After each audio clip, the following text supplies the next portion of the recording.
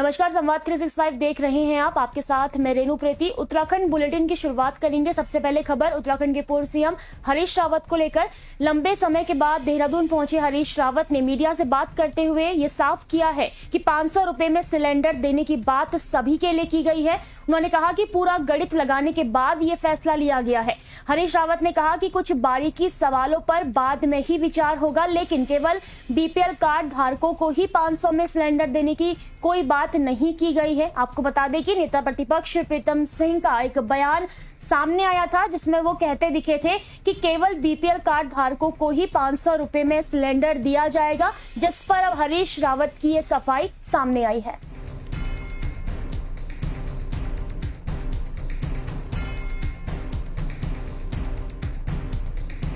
500 का सिलेंडर सरकार बनाने के बाद किसको मिलेगा? क्या बीपीएल परिवार को मिलेगा? पूरे उत्तराखंड वासियों को मिलेगा? या साल में 12 ही सिलेंडर सबको मिलेगा? नॉर्मली जो है इस तरीके की जो दी जाती है वो इनकम टैक्स पेइज और नॉन इनकम टैक्स पेइज का वो रखा जाता है, मगर हम कोशिश करेंगे कि इसमें इसको व्यापक आधार, इसमें कोई बीपीएल का नहीं है।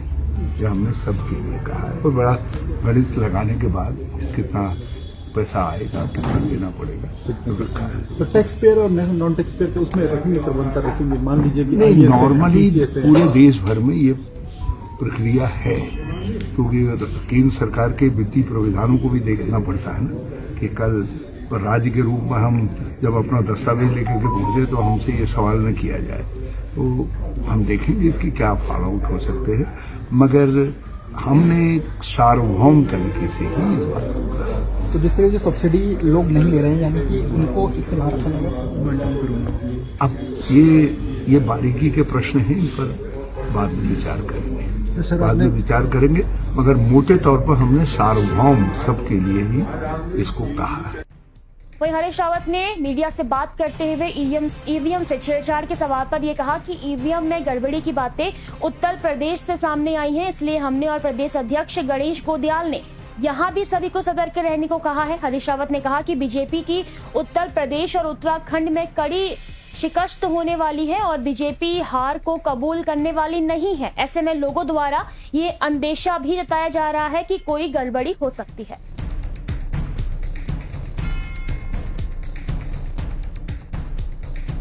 ईवीएम को लेकर जिस तरह से आपने कहा है कि छेड़छाड़ हो सकती है, ये उत्तर प्रदेश से बात आई और इसलिए अध्यक्ष जी ने भी कहा है लोगों से कि चौकन्ना रहें, ईवीएम पर नजर रखें, क्योंकि लोग कह रहे हैं कि ये इन्होंने अफवाहें हैं और मगर लोग ये कहते हैं कि मैंने जब लोगों से कहा कि ईवीएम तो मशीन है, वो तो निष्पक्ष होती है, तो हमारे साथ भी रहेगी, उनके साथ भी रहेगी जैसी स्थितियां होंगी, लेकिन लोगों का मानना है कि जो हैंडल करने वाले लोग हैं वो विश्वसनीय नहीं है।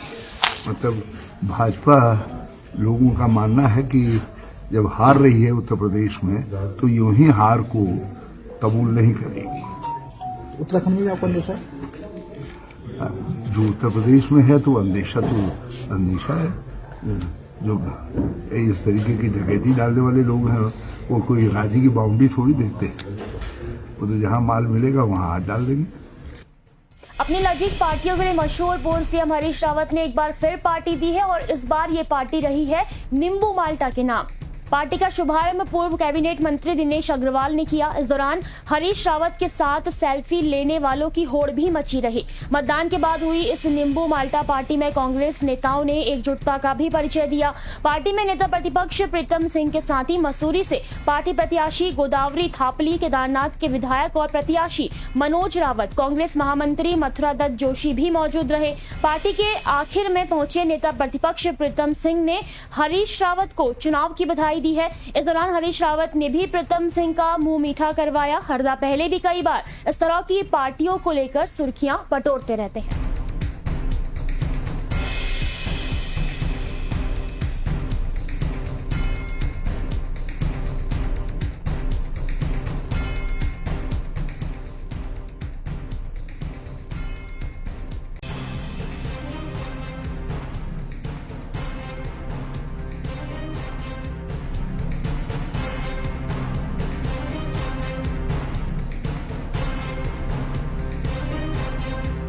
खबरों में आगे बढ़ेंगे। अब बीजेपी पार्टी के कार्यकर्ताओं ने ही बीजेपी प्रत्याशी के खिलाफ काम करने की बात कही है। दरअसल विधायक संजय गुप्ता, हरभजन सिंह चीमा और कैलाश चंद गहतोड़ी के बाद अब एक और बीजेपी विधायक ये आरोप लगा रहे हैं। यमुनोत्री से बीजेपी के प्रत्याशी और विधायक केदार सिंह रावत ने कहा कि चुनाव के दौरान उन्हें भी भीतरघात का सामना करना पड़ा। पार्टी के ही कुछ लोगों ने उनके खिलाफ काम किया। बकौल रावत, वो चुनाव तो जीत जाएंगे लेकिन जीत का अंतर कम हो जाएगा। केदार सिंह के इस आरोप के बाद अब बीजेपी संगठन पर कई सवाल खड़े हो रहे हैं। प्रदेश संगठन ने भी चुनाव में भीतरघात से जुड़ी किसी भी शिकायत को सिर्फ पार्टी फोरम पर ही रखने को कहा है, लेकिन पार्टी की इस हिदायत का असर दिखाई नहीं दे रहा।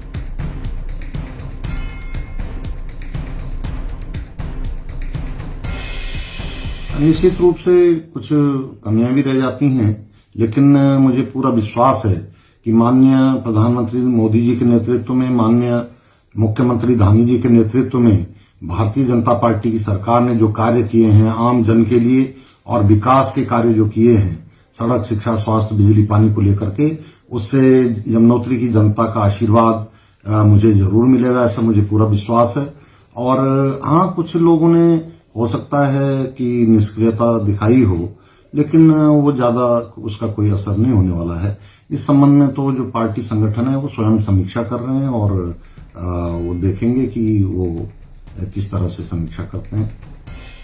और अब बुलेटिन में बात करेंगे प्रदेश में कोरोना के आंकड़ों की। बीते 24 घंटे में प्रदेश में कोरोना के 243 नए संक्रमित मिले हैं, जबकि एक मरीज की मौत हुई है। कोरोना की तीसरी लहर में संक्रमितों के साथ ही मौतों का आंकड़ा भी घट रहा है। 783 संक्रमित ठीक हुए हैं। 1528 सक्रिय मरीजों का इलाज चल रहा है। तीसरी लहर में कुल संक्रमितों की संख्या 89,979 हो गई है। स्वास्थ्य विभाग के मुताबिक शनिवार को 13,591 सैंपलों की जांच रिपोर्ट नेगेटिव आई है। 13 जिलों में 243 लोग कोरोना संक्रमित पाए गए हैं। अगर हम जिलेवार बात करें तो देहरादून जिले में बीते 24 घंटे में 83, हरिद्वार में 54, चमोली में 18, टिहरी में 17, हरिद्वार में 14, पौड़ी में 13, उत्तरकाशी में 10, पिथौरागढ़ में 9, उधम सिंह नगर में 7, रुद्रप्रयाग में 7, अल्मोड़ा में 6, चंपावत में 4 और बागेश्वर जिले में 1 संक्रमित मिला है। प्रदेश में कोरोना संक्रमित की मौत हुई है। इसमें दून मेडिकल कॉलेज से एक मरीज ने दम तोड़ा है और अब तक तीसरी लहर में 252 मरीजों की मौत हो चुकी है।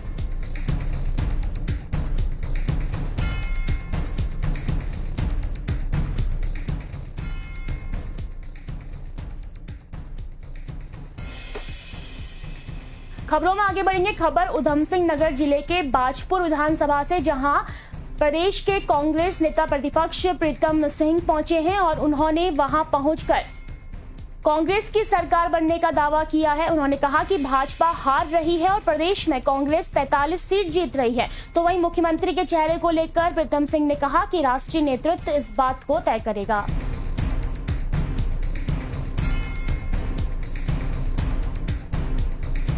जयपुर में हमारे बहुत ही बच्चे साथी आगे चुनाव लड़े। अब चुनाव के दरमियान जब कोई हारता है, इस तरीके के आरोप जो है ये सिर्फ आदेश चौहान पे नहीं बल्कि सब पे लगते हैं। भाजपा हार रही है और कांग्रेस जीत रही है। कांग्रेस चुनाव जीत रही है, इसमें कोई संशय, कोई दो राय नहीं है।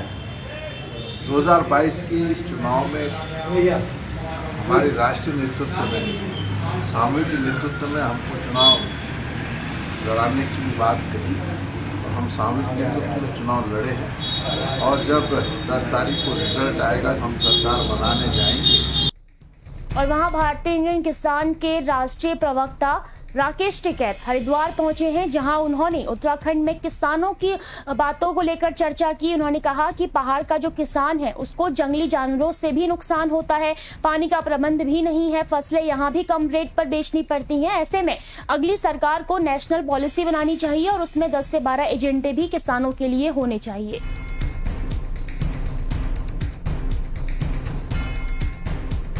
तो चुनाव में अगर यहाँ पे हम उत्तराखंड की बात करें तो एमएसपी पे खरीद यहाँ पे भी नहीं है और जो पहाड़ का किसान है नुकसान उसको भी बहुत है। उसको जंगली जानवरों से नुकसान है। जो पहाड़ में वो खेती करता है उसको पानी का प्रबंध वहाँ पे कमज़ोर है।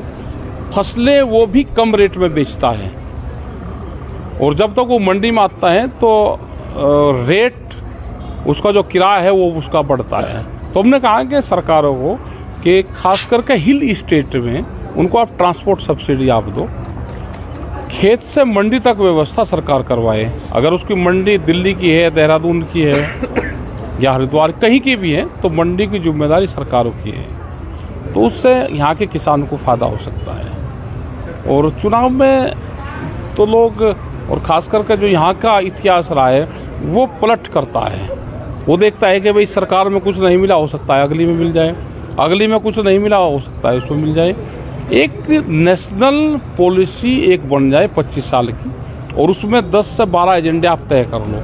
सरकार किसी की भी बने, उस एजेंडे पे काम कर रही या नहीं कर रही। और अब खबर गढ़वाल केंद्रीय विश्वविद्यालय से, जहां आगामी 28 फरवरी तक विज्ञान गौरवशाली विज्ञान सप्ताह का आयोजन किया जाएगा। कार्यक्रम के समन्वयक व यूकास्ट के महानिदेशक डॉक्टर राजेंद्र डोभाल ने बताया कि छात्र छात्राओं की विज्ञान के प्रति रुचि और विज्ञान की नई नई खोजों के लिए प्रेरित करने के उद्देश्य से 22 से 28 फरवरी तक हाईस्कूल से स्नातकोत्तर कक्षाओं के छात्र छात्राओं के लिए विभिन्न कार्यक्रम होंगे। उन्होंने बताया कि आजादी के अमृत महोत्सव के तहत विज्ञान सर्वत्र पूज्यते की अवधारणा पर यह कार्यक्रम संचालित किया जा रहा है।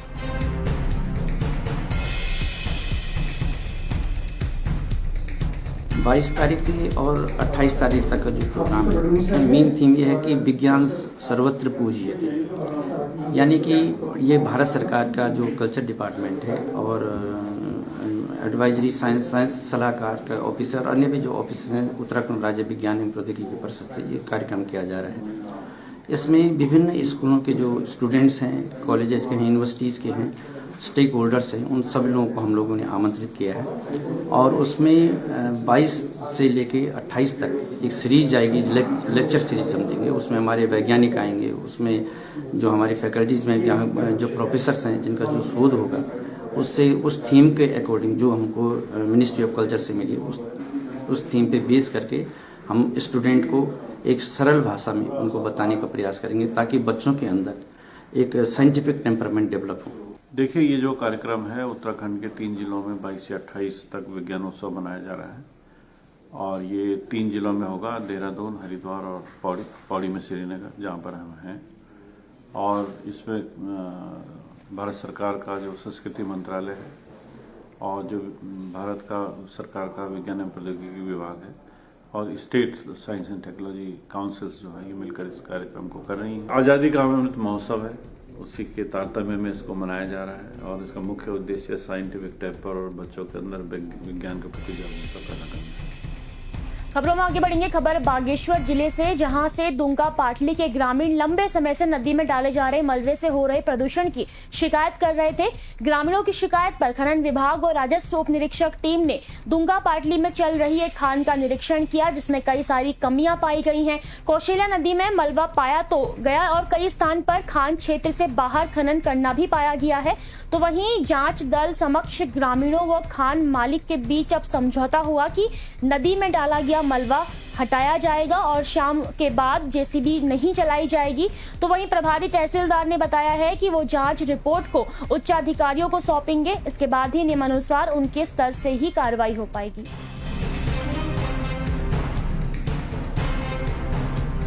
हमें जो है लगातार शिकायतें मिल रही थी कि दुंगा पाटली ग्राम में जो है वो कौशल्या नदी का स्वरूप बिगाड़ दिया गया है। तो उसी के क्रम में आज हमारी प्रशासन की टीम राजस्व विभाग और खनन विभाग की संयुक्त रूप से टीम वहां निरीक्षण के लिए गई है, और उसमें कुछ अनियमितताएं पाई गई, जैसा कि मेरी बात हुई है उसमें। और माइन ओनर को भी वहां पर सख्त निर्देश दिए गए हैं कि जो भी कमियां हैं उसका जल्दी निराकरण करें, और बाकी हमारी जो रिपोर्टिंग है वो रिपोर्टिंग भी हम अपने उच्च अधिकारी को प्रेषित कर रहे हैं। जो भी नियमानुसार जो भी कार्रवाई होगी उसे हम करेंगे। और वहीं खाद्य सुरक्षा विभाग की टीम जनता के स्वास्थ्य के साथ हो रहे खिलवाड़ के खिलाफ खाद्य सुरक्षा अभियान चला रही है। इसी क्रम में कुमाऊं मंडल के डिप्टी कमिश्नर अनुज कुमार थपलियाल के नेतृत्व में रामनगर के विभिन्न इलाकों में निर्माण इकाइयों में छापेमारी की कार्रवाई की गई, जिसमें उन्होंने घी, मसाले, शहद, बिस्कुट, मिर्च पाउडर, फूड कलर आदि के 7 सैंपल लिए हैं और जांच के लिए प्रयोगशाला भेजे हैं। उन्होंने कहा कि यदि कोई भी विभाग के नियम कानूनों की अनदेखी करता पाया गया तो उसके खिलाफ कठोर कार्रवाई की जाएगी। विशेष अभियान का संचालित किए जाने के निर्देश दिए गए हैं। इसी क्रम में कुमाऊं मंडल में 2 टीमें बनाई गई हैं, जनपद बनसिंहनगर और नैनीताल। आज नैनीताल की जो टीम है उनके द्वारा ये रामनगर के एरिया में जो निर्माण इकाइयाँ हैं, मैन्युफैक्चरिंग यूनिट्स हैं, इनकी सघन जांच की गई है, जिसमें हम 4-5 लोग टीम में शामिल रहे हैं। और इसी क्रम में हमारे द्वारा आज कुल 7 नमूने अलग अलग विभिन्न प्रकार के लिए गए हैं, जो प्रयोगशाला भेजे गए हैं। जैसे इनकी रिपोर्ट प्राप्त होती है, विदिन 1 हफ्ते के अंदर हमको इसकी रिपोर्ट प्राप्त होने वाली है, और इस पर जो भी फाइंडिंग होगी उसके आधार पर इन पर कड़ी से कड़ी कार्रवाई की जाएगी।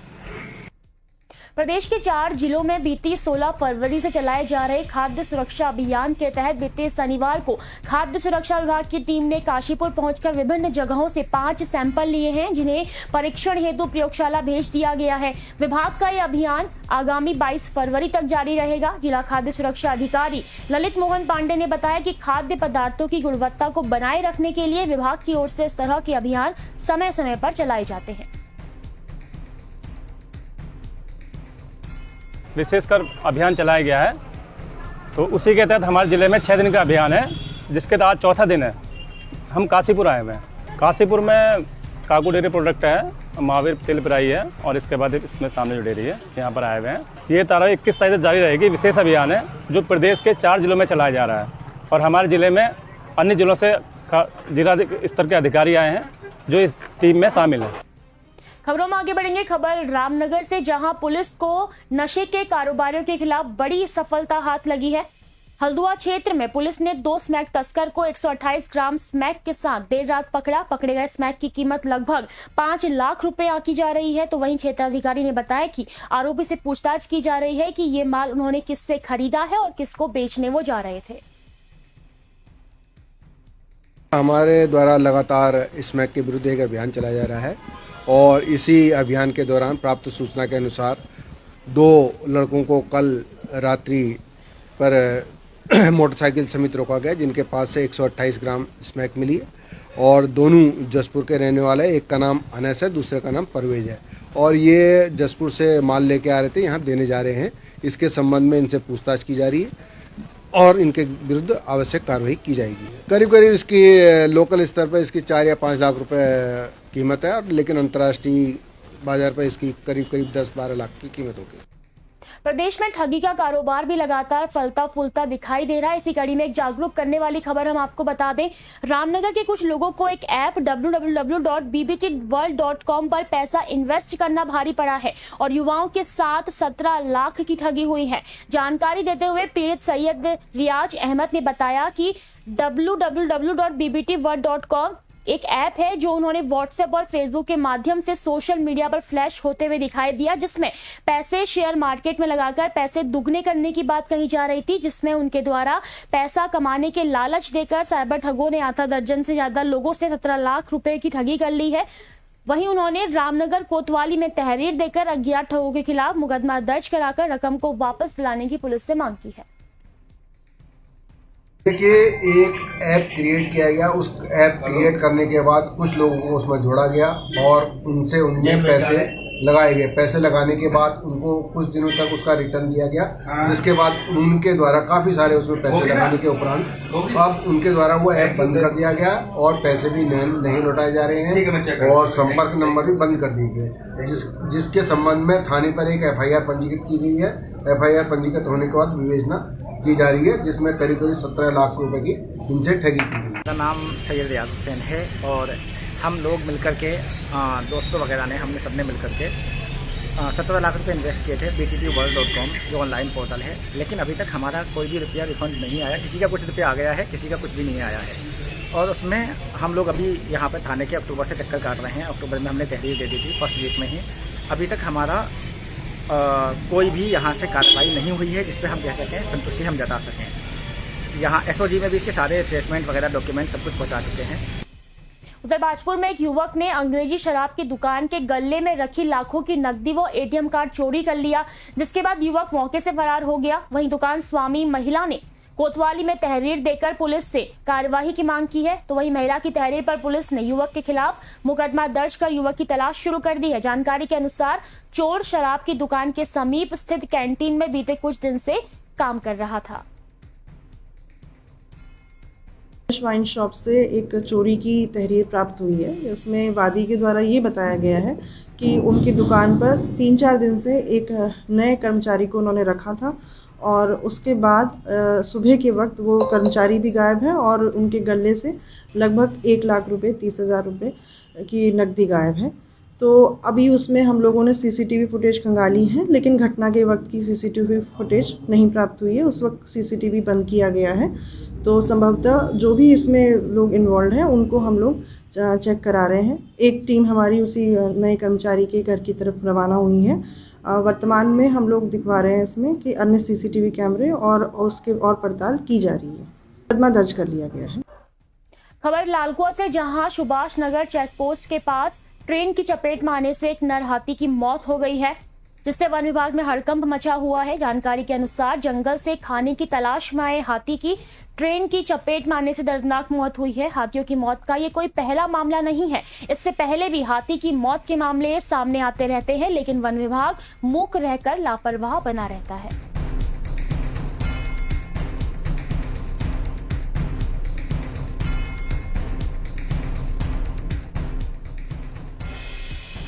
वहीं दूसरी तरफ लालकुआ से ही एक और मादा हथनी के ट्रेन की चपेट में आने से दर्दनाक मौत का हादसा सामने आया है। मौके पर पहुंचे रेलवे और वन विभाग के अधिकारियों ने मामले की जांच शुरू कर दी है। इसके अलावा वन विभाग के अधिकारियों ने मामले में दोषी ट्रेन के ड्राइवर सहित अन्य रेलवे कर्मचारियों पर मुकदमा दर्ज करने के भी आदेश दे दिए हैं।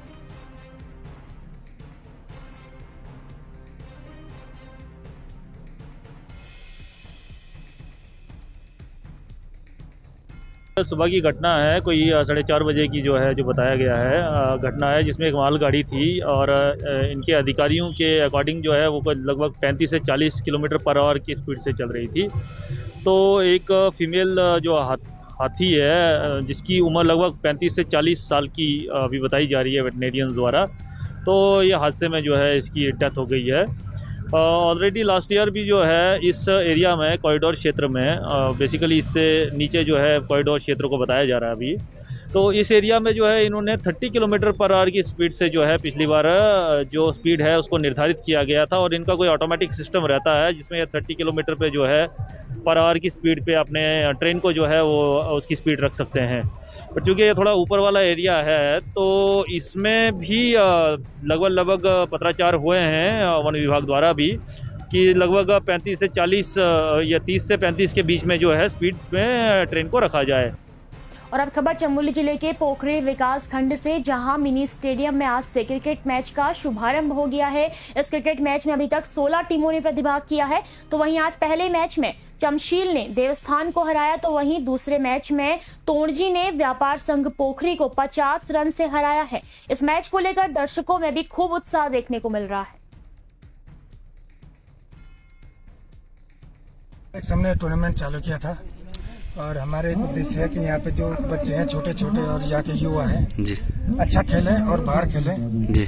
और हम चाह रहे हैं कि यहाँ पे नेक्स्ट टीम में प्रतिभा करें इस क्षेत्र की। इस बार हमने क्या किया कि पहले क्या होता था कि हम मैच कराते थे तो बाहर की टीमें ज्यादा आती थी और यहाँ के जो छोटे बच्चे थे वो खेल नहीं पाते थे। इस बार हमने अपने क्षेत्र में सिर्फ पोखरी क्षेत्र के जो किए हैं ब्लॉक लेवल पे 7 खिलाड़ी और 4 हमने रुद्रप्रयाग और चमोली से प्रो खिलाड़ी किए हैं।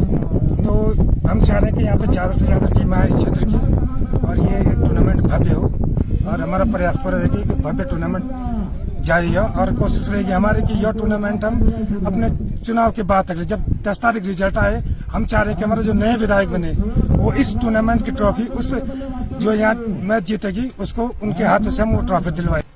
उधर रामनगर के छोई इलाके में एक विशालकाय अजगर देखने को मिला। अजगर दिखने से ग्रामीणों में दहशत का माहौल है। आबादी वाले क्षेत्र में अजगर देखे जाने पर ग्रामीणों ने सेव द स्नेक सोसाइटी के अध्यक्ष चंद्रसेन कश्यप को इसकी सूचना दी। सूचना पाकर चंद्रसेन कश्यप टीम के साथ मौके पर पहुंचे और कड़ी मशक्कत के बाद अजगर को रेस्क्यू किया गया। पकड़े गए अजगर की लंबाई करीब 18 फीट से ज्यादा बताई जा रही है। अजगर को वन विभाग की मदद से जंगल में सुरक्षित छोड़ दिया गया है। मौसम में परिवर्तन हो रहा है और आप देख रहे हैं गर्मी बढ़ती चली रही है। इसी प्रकार से सांपों का निकलना प्रारंभ हो चुका है। एक 17-18 फीट लंबा पाइथन अजगर सांप जो कि छोई के अंदर आबादी में घुस आया, जहां हड़कंप मच गया। गांव वालों ने हमको सूचना दी, हमारी team save the snake society तत्काल वहाँ गई और इसको रेस्क्यू करके लाए हैं। अब इसको हम जंगल में छोड़ने का प्रयास कर रहे हैं।